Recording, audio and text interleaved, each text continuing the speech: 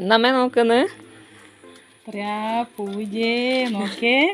അതെ, നമ്മളെ വീട്ടില് നിറച്ച് ഇതാ റോസാപ്പൂ ഉണ്ടായിട്ടുണ്ട് കേട്ടാ.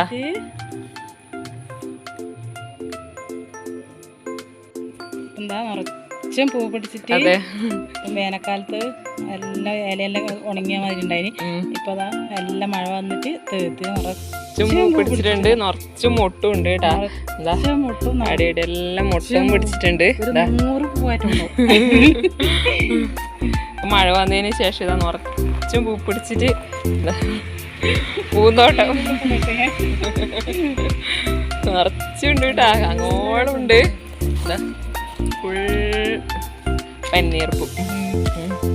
നല്ല ഭംഗിയുണ്ട് കാണാൻ. നിങ്ങളെ വീട്ടിൽ ഇതേപോലെ ഉണ്ടെങ്കിൽ കമന്റ് ചെയ്യാ. കമന്റ് ചെയ്യണേ. നല്ല മണമുണ്ടല്ലേ. നല്ല മണം.